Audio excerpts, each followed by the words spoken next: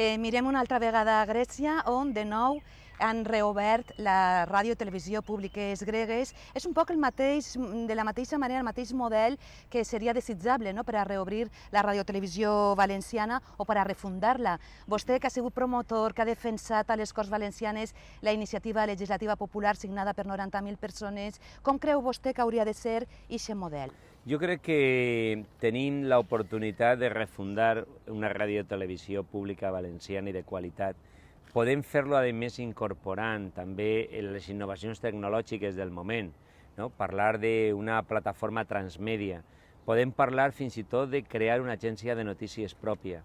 Podem parlar fins i tot d'intentar generar una dinàmica, una capacitat comunicativa que tingui incidència també en la construcció d'un model identitari i d'un model també que tingui incidència en la definició del perfil educatiu dels nostres jovens. Jo crec que en una televisió plural, molt professional, crec que a més no sols els directius, sinó també els càrrecs intermitjos haurien de ser estrictament professionals, no podrien ser mai polítics ni gestors en el sentit que sols pensaren en la idea del rendiment econòmic.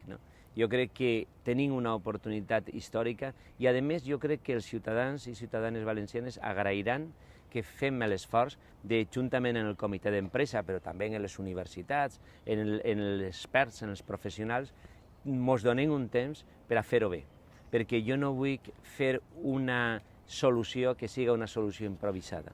Crec que és prou important. Cal un pacte d'estat per a refundar Ràdio Televisió Valenciana. En el moment que hi hagi un nou govern, si és un govern progressista que reobri o que refunde una ràdio i una televisió pública valenciana, es diga com es diga, és una de les prioritats, perquè està clar, desnonaments fora, sanitat, educació, però també tenim el dret, que és igual de vàlid, no tenim per què triar entre educació, sanitat i informació. A més, és important que el nou govern pugui transmetre a la ciutadania tot el que ocorre al voltant. Així, el que n'hi ha que ser és molt clar en les coses.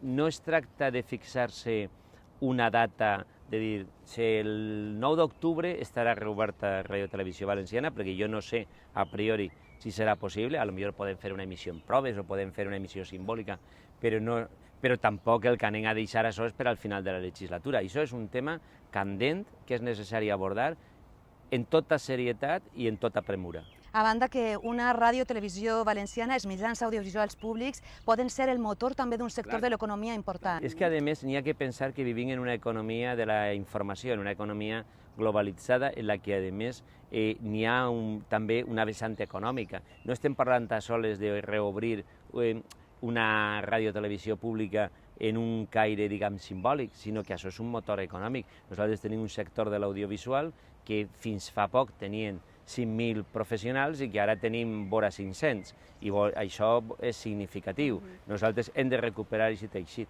Motor de l'economia, motor també de les indústries culturals, de músics, de cinema, de teatre.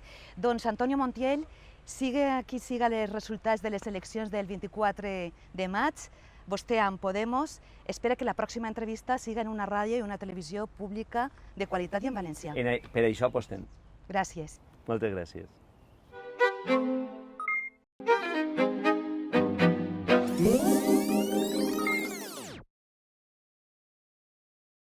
Anomenat també Radiotelevisió Valenciana. Han mostrat sempre la seva disposició per reobrir-la. Quan, si es pot marcar una data concreta, com, amb qui, amb quants, quina és la seva proposta? Lo abans possible, perquè Això és el 9 d'octubre? Jo no vaig a dir una data que jo no estigui segura de poder complir. I això sí que és una línia roja meua. O sigui, a mi no me pareix bé fer promeses electorals que uno no sap positivament que pot complir. I com que la situació és molt complexa des del punt de vista judicial, des del punt de vista de la liquidació, i tampoc tenim un coneixement acurat de què és el que ens anem a trobar, jo no vaig a dir una data que després no puga complir o que tinga que complir a trompellons. Igual no és el 9 i és el 7, no ho sé, perquè per això s'ha d'uno de sentar, s'ha d'estudiar, ha de sentar-se en totes les parts implicades. Aleshores, què diem nosaltres? Lo abans possible, preservant els drets dels treballadors i treballadores, que van ser acomiadats en l'era d'extinció, i en un model que, òbviament, no serà el model anterior. No serà el model de la manipulació, el model de falsejar la realitat, el model d'enxufar, el model on s'abusava sexualment de les dones, i aquest model no. En aquest sentit, quan jo dic no obrirem, perquè reobrir podria sonar a que uno reobri el que n'hi havia, i això en cap cas. Aleshores hem de buscar un model, i ahir crec que els periodistes tenen molt a dir, perquè si volem trobar un model professional on no s'equidre des de presidència a dir-li a un periodista el que té que dir, per a obrir els mitjans de comunicació públics també hem de comptar amb els periodistes, amb les associacions de periodistes i amb les propostes que n'hi ha socials damunt de la taula. Els extreballadors i la societat civil que demanda uns mitjans de comunicació públics perquè al final són la garantia del compliment del dret a la informació, la llibertat d'expressió i els drets lingüístics. Aleshores, professional, en valencià, de qualitat, no mediatitzada per el poder polític, i que respecte els drets dels extreballadors i doni oportunitats també a les noves generacions de periodistes. En 30 segons acabem esta entrevista visualitzant una victòria de Compromís en aquestes eleccions. A qui vol Mònica Oltra rebre en la primera audiència al Palau de la Generalitat? És difícil, perquè n'hi ha tantes coses que fer, hi ha tanta gent que rebre. Jo diria que la primera volta que s'obrin les portes del Palau té que ser per a tancar ferides. N'hi ha moltes que tancar, però segur que serà amb un col·lectiu que tinga ferides que tancar, ferides grosses. Mònica Oltra, candidata a la presidència de la Generalitat per Compromís, moltíssimes gràcies per haver acceptat aquesta entrevista, haver respectat la voluntat també de la plataforma 1009 d'acostar a la ciutadania les propostes electorals que té el seu partit. Gràcies. Moltíssimes gràcies a vosaltres i, òbviament, a la labor que esteu fent de servici públic. Gràcies.